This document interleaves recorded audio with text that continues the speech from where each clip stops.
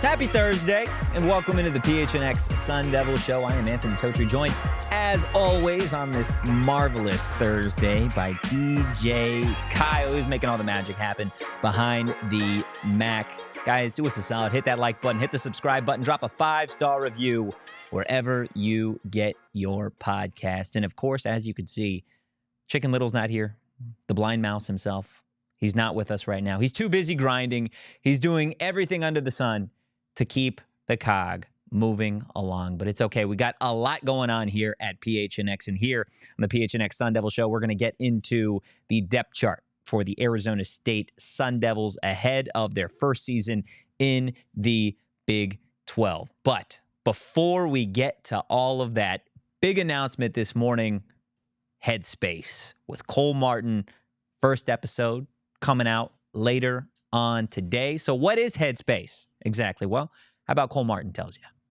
My nickname as a youngin was always head honcho. And it was always something that we, inside joke, or we kept between us. So, I thought it was only right for me to start the podcast that I dreamt of making, calling it Headspace. Shoot my shot for the kickback. Flip that L, that's a mismatch. Champion rings, that's big racks. Got that delta on relax, that's too. Get to know, some ASU players and get to, really understand the life behind an athlete. Not look at it as, what the glitz and the glam show, but really what's behind the scenes. Get into Let's that. go. We're going to get into it, Cole. You pumped, man. You're amped. Come on. It's exciting times, man. Right when I get there, I get my hand in between his and I'm trying to rip the ball out and we're fighting all the way to the ground. Like it is trending, yeah. Go crazy. Keep it a buck and I'm feeling like Brady. We're excited. Let's do it. Ready to go Headspace, season. Headspace. PHNX Network, man. That's Tap right. in Let's with get them. it. Let's do it. Too easy. I make it look too easy. Too easy. I make it look too easy. Some really, really exciting stuff.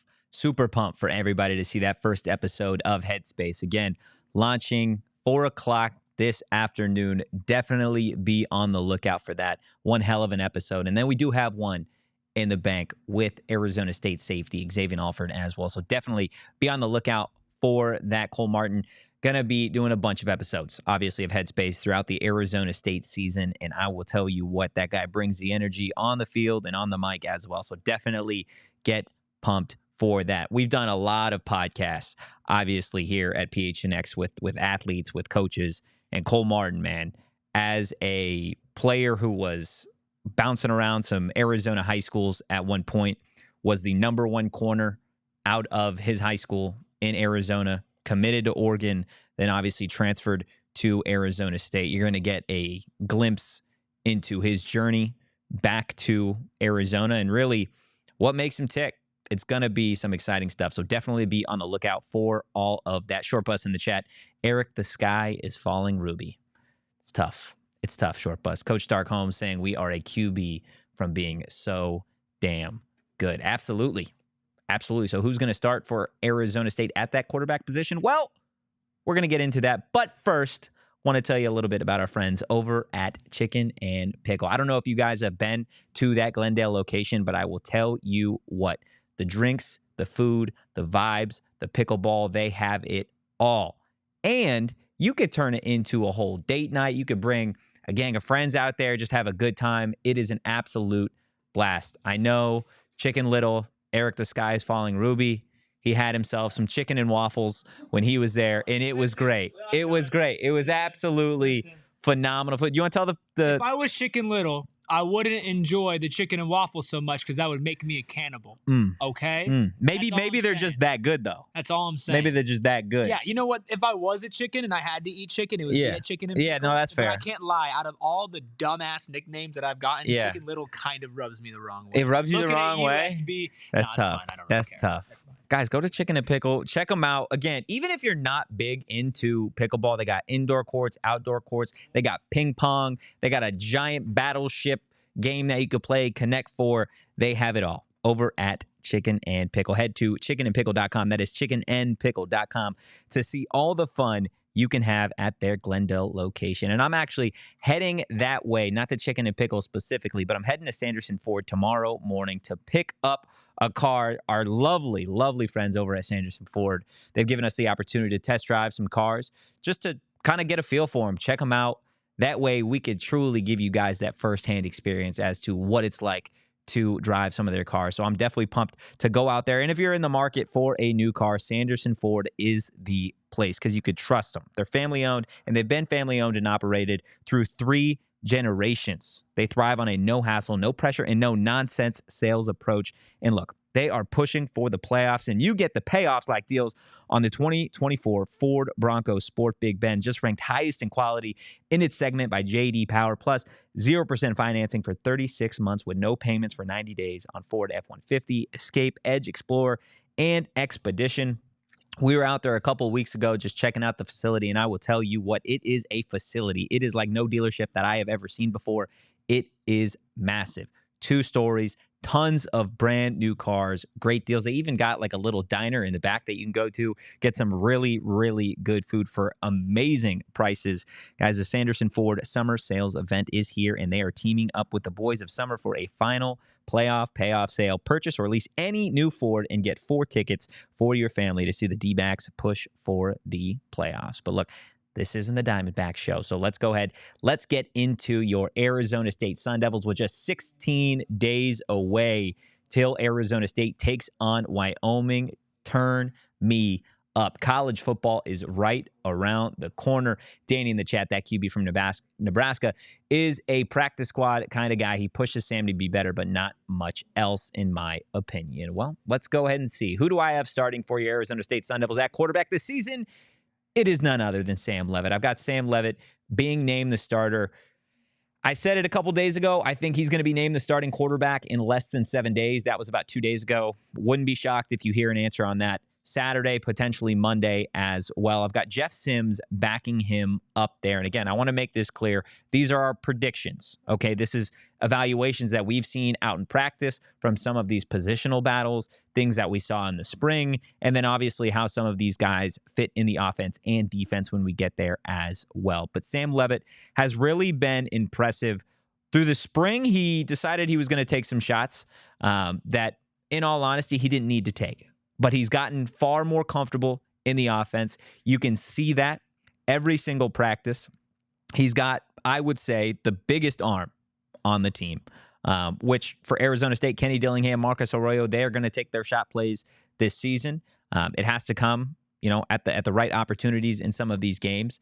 And from what I can tell, Sam Leavitt looks like he's ready to be the starting quarterback for your Arizona State Sun Devils.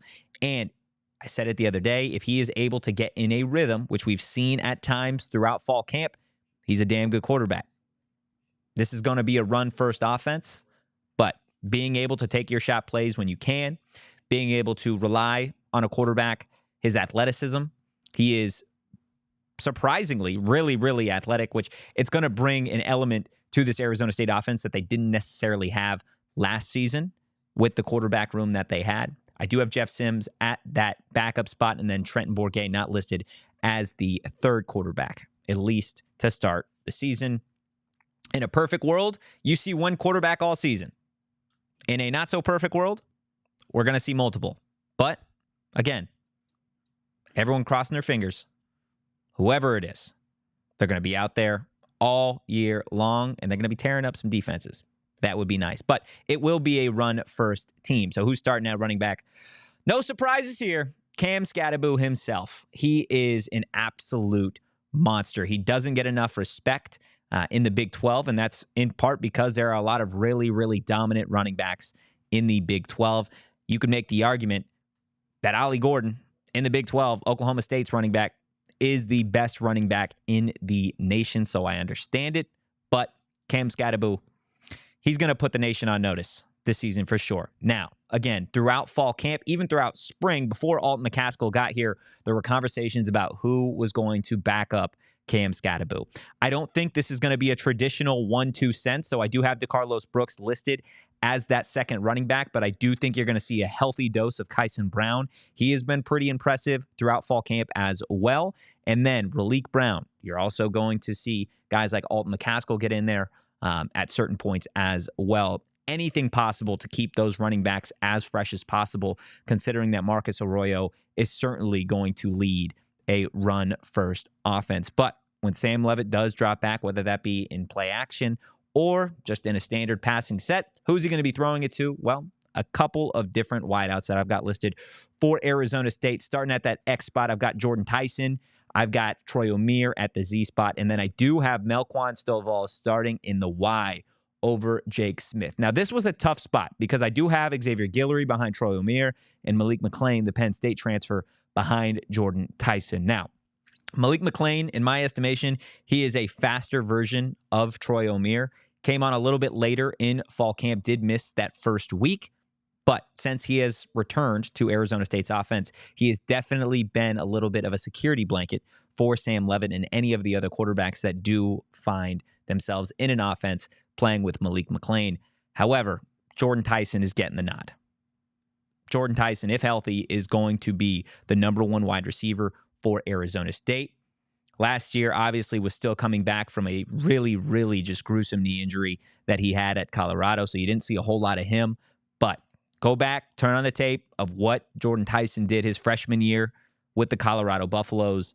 It is impressive stuff. He's going to return to that form. He's gotten even better with Hines Ward being the wide receivers coach at Arizona State. So he's going to be a lot of fun. Now, I do have opposite of him, Troy O'Meara, like I said. Troy, again, was at Arizona State last season. Not a ton of wide receivers in that wide receiver room were at Arizona State last season. Obviously, you lose a guy like Elijah Badger, who would have been Arizona State's number one wide receiver if he didn't opt to enter the transfer portal and head to Florida. So we'll see what he does there. But Troy O'Meara, he has that big body presence, that guy that can just send him on a go route, and he's going to win a jump ball because he's just bigger than everybody else. He has really improved since he got to Arizona State. He does have a much better release than he did when he first arrived to campus. I would still like to see him develop that kind of second gear. But I do think that's what you have when you have such a deep wide receiver room. You do have guys that are very specific and can do key things. So Troy O'Meara, backed up by Xavier Guillory, who definitely is going to have a rebound season. I know there are a lot of fans a little irritated with just his ability to catch the football last season. He looks just as good as he did last spring, last fall. Concentration, okay? Concentration is really all it's going to take for Xavier Guillory to turn in a really solid season, something that we thought he was going to do last season. And then I would say probably the most controversial spot that I do have here is that I do have Melquan Stovall instead of Jake Smith. Similar to the running backs, that Y spot, expect to see a lot of different guys in there, not just Melquan Stovall, not just Jake Smith. You're going to throw in Caleb Black in there as well. You could see some of these freshman wide receivers that do bring a little bit more of the speed. Zechariah Sample is another name to keep on notice there. But Melquan Stovall, I've been consistent saying that he's got the best hands on the team. Better than Jordan Tyson, better than Malik McClain, better than Troy O'Meara, better than Xavier Guillory, and that's not a knock on those guys. But Melquan Stovall is pretty ridiculous. He's got like sticky gloves, it almost feels like, to be able to haul in every single pass that he does. And I'll be honest with you, if Melquan Stovall was the same size as Troy O'Meara, we would be talking about Arizona State having a first or second round wide receiver. That's how good his hands really are. But fitting him in that slot position, again, you're going to see a lot of Jake Smith. I know there's going to be people that are, scratching their head as to why Jake Smith isn't in the starting lineup. Like I said, similar to that running back spot, you're going to see a healthy dose and a healthy rotation of those two guys at that spot. Let's go ahead. Let's get to the tight end position. So this is a unique spot for Arizona State because the tight end room looks so different than it did last season. Jalen Conyers at Texas Tech, Messiah Swinson. Last I checked, I believe he was in training camp with the Green Bay Packers. Not sure if he's still there. And then Bryce Pierre, the guy who was here in spring, was here at Arizona State last season. He opted to hit the spring transfer portal, and he's transferred to UCLA to play in the Big Ten. So we'll see what he's got there. But Arizona State was able to pick up a couple tight ends in the transfer portal. Marcuston Douglas, who I have backing up former Colorado tight end, Shimon Matayer. And Shimon has been just incredible to watch through his first couple of weeks at Arizona State through fall camp. I didn't expect that.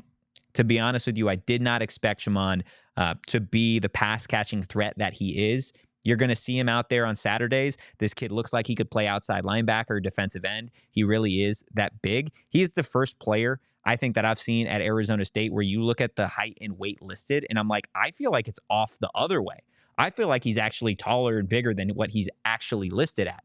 But he is going to be a big part of what Arizona State does this season. Again, you want to talk about an offense being able to utilize the play action pass.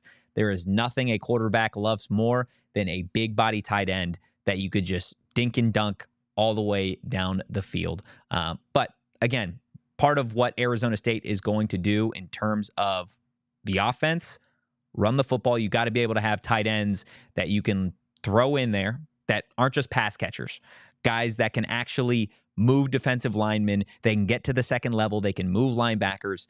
Shimon, and then, of course, Marcuston Douglas, the baby rhino himself, can certainly do that as well. Now, the offensive line. The offensive line looks a little different than it did last season. We've told everybody throughout fall camp that there has been a competition at that right guard spot between Sean Nah heading into his sophomore season and then Cade Briggs. So, offensive line from left tackle all the way to right tackle for everybody listening on audio. I've got Emmett Bull at left tackle. He kicks over from that right tackle to that left tackle spot after missing all of last season. Ben Coleman, the former Cal transfer, I have him at left guard. Lee Fautanu, who is one of the best centers, not just in the Big 12, but in the country, is going to be starting at center for Arizona State. He started at center for the Sun Devils last season as well. And I do have Sean Nah. Sean Nah starting at right guard, ultimately beating out Cade Briggs to be Arizona State's starting right guard. Now, this is where things get a little bit interesting at that right guard spot. I wouldn't be totally surprised if Arizona State tried to keep some of these offensive linemen fresh as well, and you saw a little bit of a rotation at that right guard spot between Sean Nah and Cade Briggs. I know that's not the traditional thing to do, but Arizona State has more bodies along that offensive line than they did last year. They're bigger, they're bulkier, they're better. At right tackle, I have Mad Max. He's been sitting at right tackle through the entire fall camp. I don't expect that to change. Now, things get interesting if former Washington offensive lineman Jalen Clem at any point returns. We will see. If he does, the offensive line shifts dramatically because he is a projected left tackle. Does Jalen Clem eventually slide into left tackle? Then you kick out Emmett Bull back to right tackle. The guards probably stay the same, and so does Leaf, but where do you put Max? So we will see. The offensive line, though, definitely in a better spot than it was last season. So again, just to recap for everybody on audio, we'll go through the starters just one more time. Starting with the offensive line, Emmett Bull at left tackle, Ben Coleman, left guard, Lee Fautanu at center, Sean Nah at right guard, Mad Max at right tackle. At quarterback, Sam Leavitt nodding to be the guy at the wide receiver spots, Jordan Tyson at the X, Troy O'Meara at the Z, Melquan Stovall at the Y with a healthy rotation of Jake Smith. Tight end, Shimon Matayer, backed up by Marcuston Douglas, and then at running back, Cam Scadaboo, followed by a stable of really talented and capable running backs as well. Will in the chat, surprised that McClain doesn't get the nod over O'Meara. McClain is quick and shifty, while Troy is a taller guy with great route running. This one was tough for me. That one was really tough, but based off of what this offense is already going to have, Troy O'Meara, again, this is just my own personal opinion, I think is a better run blocking wide receiver.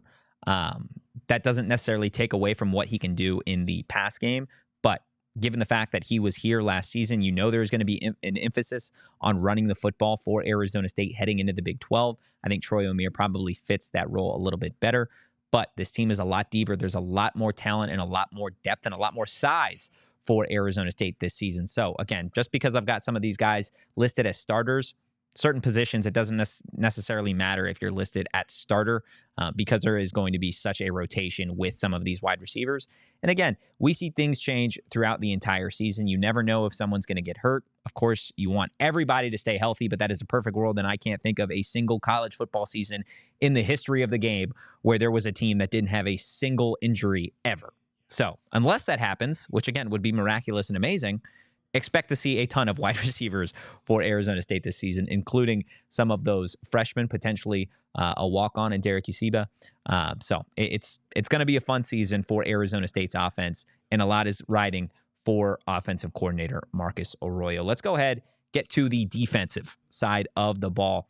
A lot of talent, a lot of transfers for Arizona State. Let's start on the back end, though, and work our way to the interior. Starting at safety for Arizona State, I've got Xavier Alford and then Shamari Simmons as well. Shamari was a starting safety for Arizona State last season, played a big part for the Sun Devils in Brian Ward's scheme. And then Xavier Alford, who didn't get to play last season because of the NCAA waiver, a transfer from Texas at one point. He is the best player on this football team outside of Cameron Scadaboo, the best player on the defense. This is the guy that after this season, wouldn't be shocked if Xavier Alford we're talking about him in the NFL draft. He is that good. He is that good. And Arizona State's safety room is the deepest, best room on the team. And there are a lot of really talented rooms. We talk about the running backs. You talk about the depth at wide receiver. The safeties are really damn good. But based off of what we've seen so far in fall camp and even really at the tail end of spring ball, I have Kamari Wilson. Kamari Wilson, the former Florida transfer. I've got him backing up Xavier Alford, or pardon me, I've got Montana Warren backing up Xavier Alford, and then Kamari Wilson backing up Shamari Simmons. What they've started to do a little bit in practice is starting to move Shamari a little bit up in that defense, and having Kamari kind of fill that role as well when he comes in, a little bit more of a bigger safety. But Montana Warren following up Xavier Alford. He was at Arizona State last season. He was probably going to be in that safety rotation last year if he didn't get hurt. He was a true freshman, showed a lot of promise. This offseason, really got in the gym, working with Coach Stroh, the nutritionist at Arizona State. He looks taller, he looks bigger, and he is certainly going to be a big part of this Arizona State defense as well. Now, I know those are the only four safeties I have listed. I know Miles Rouser, the former New Mexico State transfer, he went viral after the spring game hit that he laid. That was absolutely incredible. I know he missed that first week of fall camp as well. You're going to see a lot of him as well. The safety room, there's just so many players that it's going to be a little bit difficult to put them all on the field at once, but that should make ASU fans a little bit more confident that if somebody does go down, you're going to be okay. You're going to be okay. You should feel comfortable with Montana Warren. You should feel comfortable with Kamari Wilson and Miles Rouser as well. I've always kind of thought that it would be interesting with such a deep room at safety if maybe Brian Ward opted to throw one of those safeties in that linebacker room, maybe a Miles Rouser, who is a little bit smaller, but he packs a punch, or a Kamari Wilson as well. But as it stands right now, they've kept those guys at that safety spot. And you're kind of at the point with 16 days till kickoff that you're probably not going to have a change of position, at least right now. So getting to the corners have been probably the most consistent outside of Cam Scadaboo at running back. It's going to be Javen Robinson on one side and Keith Abney on the other. We'll get into the nickel corner conversation here in a second, but backing up Javen Robinson, the Washington State transfer, I've got LaTerrence Welch, who's transferring from LSU. Both of those guys have looked remarkable throughout the first couple weeks of fall camp. Javen Robinson, got the chance to talk to him a little bit earlier in the week, and I think for him, it's been a little bit easier to get acclimated to this ASU defense transferring over from Washington State because, remember, he was at Washington State when Brian Ward was the defensive coordinator there. That was when Javen Robinson was a true freshman. And then, of course, A.J. Cooper, the linebackers coach, coming to Arizona State as well. Now, on the other side backing up Keith Abney, and Keith Abney, again, has been one of the most improved players from last season. This is probably going to have some people raising their eyebrows. I've got Rodney Bimmage. Now, Rodney Bimmage, we talked to Javen Robinson, like I said a few days ago. Robinson was just praising Bimage for his ability to change direction. He's a twitchy corner. He's got good size to him. He is a true freshman. Now, whether he does back up Keith Abney or is just a part of the rotation, that's kind of yet to be seen. But you will see some of these true freshman corners just based off of how talented and how lengthy they are. I've got Bimage listed there. Don't be surprised if you see Tony Lewis and Kuba at a certain point. He's a true freshman. Chris Johnson as well. There are a lot of guys in this defensive back room that should play a big part for Arizona State's defense and that secondary. Keontae Bradley, I don't have listed in this too deep either. He is probably the tallest corner, I would have to guess, on this Arizona State roster. So Keontae Bradley is certainly going to be in the rotation for this Arizona State secondary as well. But it's tough. It's tough when your secondary, your safeties, your corners, you just have that many guys that are that athletic and that tall. You want to throw them all out there, but you just simply can't. You can't do that with just the way that ASU's defense is going to function this season. Now, at the nickel corner spot, Cole Martin. I get it. I have him backing up Mason Williams. Mason Williams, a part of this Arizona State secondary last season. Now, these guys throughout practice, similar to Sean Knott and Cade Briggs on the offensive side of the ball, similar to the running back room with the Carlos Brooks, with Raleek Brown, with Alton McCaskill. It's a rotation. Nickel corner is the hardest position to play when it comes to college football, when it comes to the pros.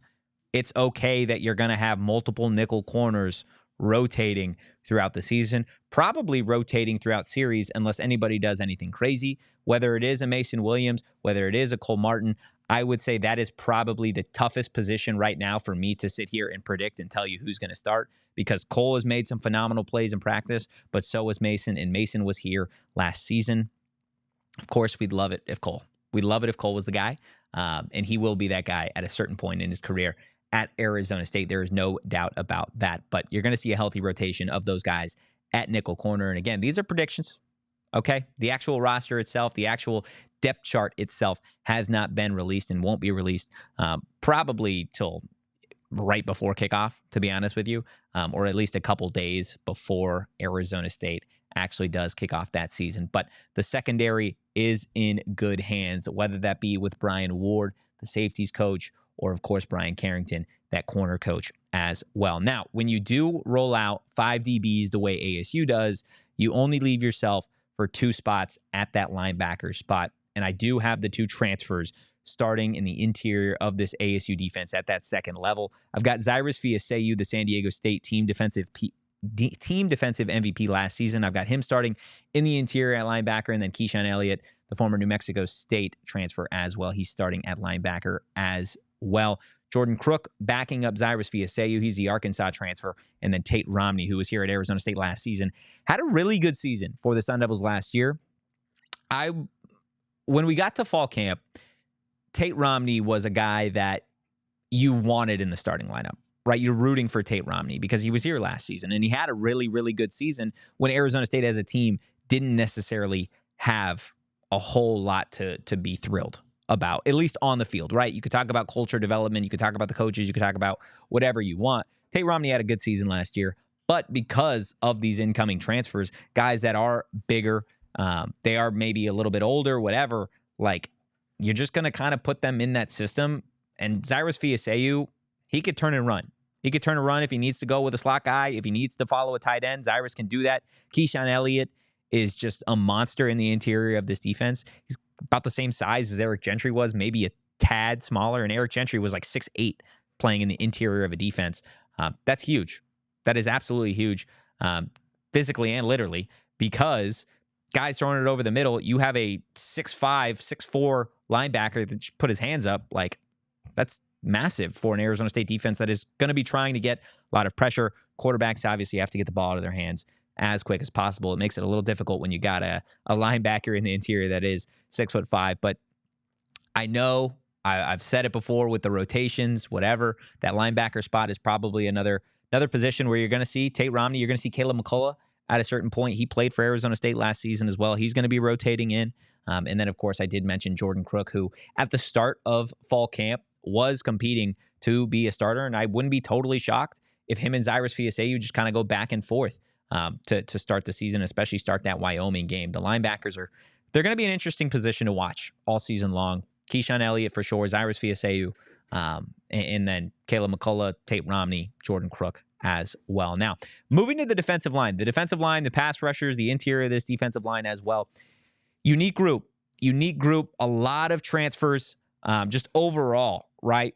Prince Dorba, he was here last year, but not the year before. He was transferred from Texas. Jacob Kangaika, he wasn't here last year. He transferred from down south, the Arizona Wildcats. Clayton Smith was here last year, transferred from Oklahoma as a former 5-star edge rusher the year before. So this is what I've got. Prince Dorba starting at edge, Jacob Kangaika on the interior alongside CJ Fight, who has already been named a starter by Kenny Dillingham. He was named a starter at the start of fall camp. And then Clayton Smith, who was a big part of this pass rush, got bigger, got better, got faster. He's starting on the edge as well. Now, the backups. The backups are where things get a little bit more interesting, just because there are a lot of guys that have been competing for those backup spots. I do want to get to that Jacob Kangaika spot. Now, Jacob Kangaika, in my estimation, will start, but you could totally see Texas transfer Zach Swanson take that spot. Would not be shocked if Zach Swanson was that guy. He's looked pretty solid throughout fall camp. I just don't know if the coaches have seen enough, considering Kangaika was already here in the spring. There could be a certain point in the season, depending on how everybody's playing, you could see that switch. Again, you're going to see a rotation as well, especially with the fact that Brian Ward allows his defensive linemen and his edge rushers to just kind of pin their ears back and go get the quarterback. So that's what I have in terms of Jacob Kangaika's backup. On the edge, when it comes to Prince Dorba, I've got Roman Petrie. Roman Petrie transferred from Purdue. Didn't hear a lot about him, but throughout fall camp, and I think I said it the other day, the biggest surprise will be Roman Petrie, simply because he's a really talented edge rusher. I believe he switched positions at a certain point. He was a safety early on in his college career, or maybe it was even his high school career. Added a lot of weight, grew. They moved him to edge. Got great ball skills. I think I said it a few days ago. There was a point in fall camp where they were running 11 on 11, batted a ball, caught it, ran for a touchdown. Not a lot of edge rushers can really do that. Roman Petrie will see the field for Arizona State early and often. Again, Prince Dorba was tied for the team lead in sacks last year. He comes back this season. That's certainly big for Arizona State. Now, CJ Fight gotten bigger, gotten better. He was a true freshman last season. We talked to him a number of times already through the offseason. This is a kid that wanted to improve his pass rushing skills.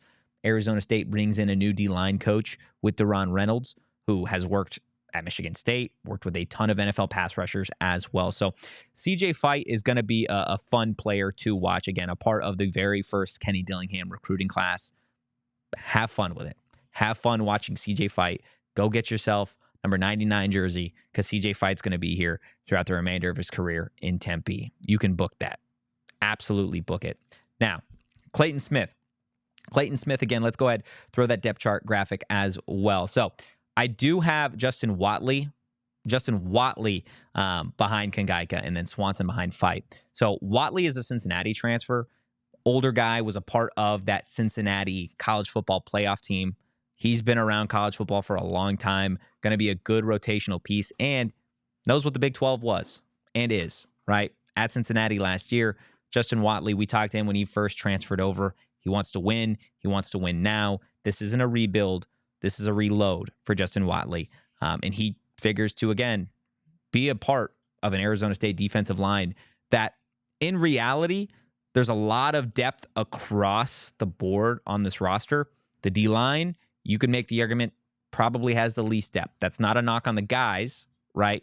But maybe in terms of getting a number of big body athletic pass rushers and interior defensive linemen, there's just not as much as the running back room, the wide receivers, the safeties, etc. So I do have that. And Clayton Smith, backing him up, I've got Elijah O'Neal. Now, Jamon Tapp, he transferred from Texas. I don't have him here on the 2 deep, but depending on injury, depending on how Brian Ward kind of wants to switch things around, you could definitely see Jamon Tapp in there as well. But similar to what I said with Troy O'Meary and Malik McClain, I don't know if the coaching staff has seen enough to really bump Jamon Tapp over a guy like Elijah O'Neal, who's been at Arizona State if I'm not mistaken, his entire career. He is a very, very tall defensive end. So that can help you. That can hurt you as well. It's all about leverage when it comes to that defensive end spot. So Elijah O'Neal, I do have backing up Clayton Smith. So just want to recap for, again, everybody listening on audio. This is what I've got in the secondary. I've got Xavier Alford and Shamari Simmons starting at safety. I've got Javon Robinson and Keith Abney at corner. At nickel, I've got Mason Williams with a healthy rotation of Cole Martin as well. In the interior, in that second level, I've got Cyrus Fiaseyu and Keyshawn Elliott starting at linebacker.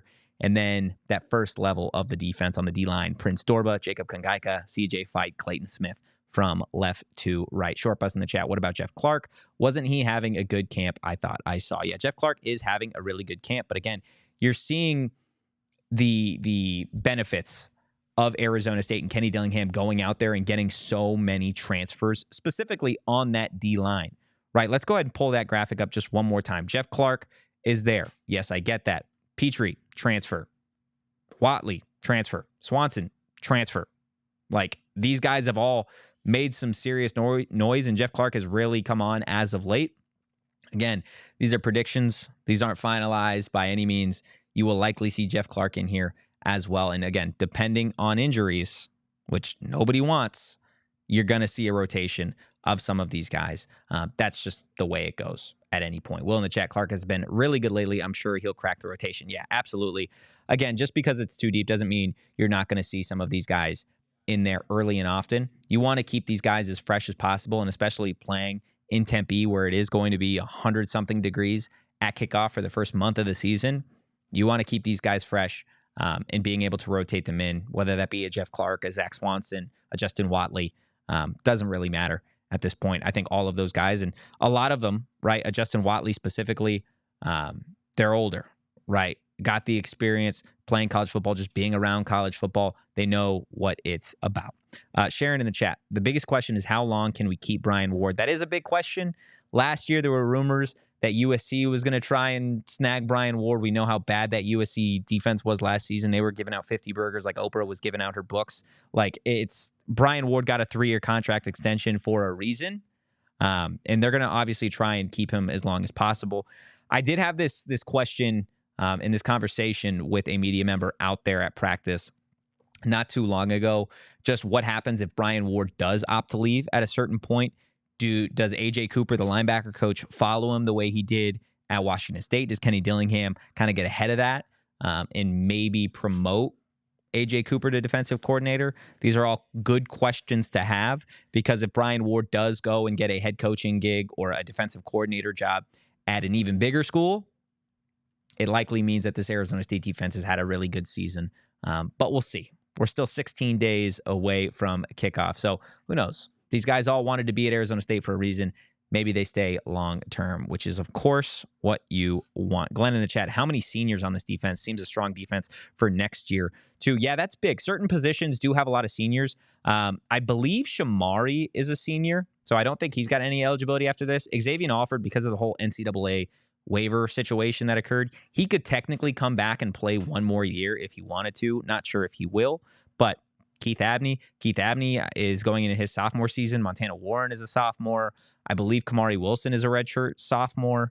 Javon Robinson, sophomore or redshirt junior. So a lot of these guys can come back. The linebackers are young. Keyshawn Elliott, he can come back for multiple seasons. Cyrus Fiaseyu can come back for multiple seasons. CJ Fight along the defensive line can come back for another season.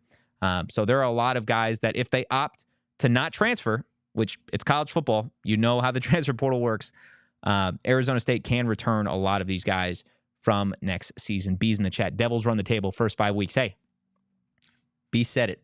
If you guys were on Sun Devil Spaces last night, hopped on, talked with Ralph Amson a little bit just about the season expectations, how Arizona State starts the season as well.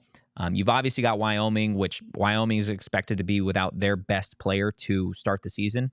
Big win for Arizona State, of course. You never want to see anybody go down, but that is definitely a benefit for Arizona State. They should win that game to open the season.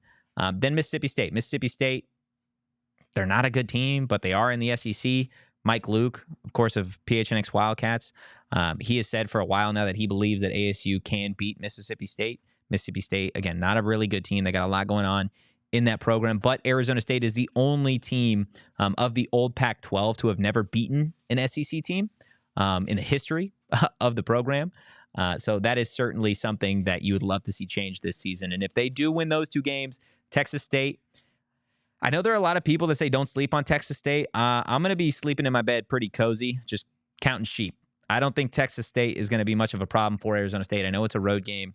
Doesn't really mean anything to me. If you start non-con 3-0, then you have 9 days. Then because of that Texas State game being earlier in the week, I think it's a Thursday or Friday, Sun Devils have 9 days to prep for their first conference game against Texas Tech, which would be massive. That is in Lubbock. It is on the road.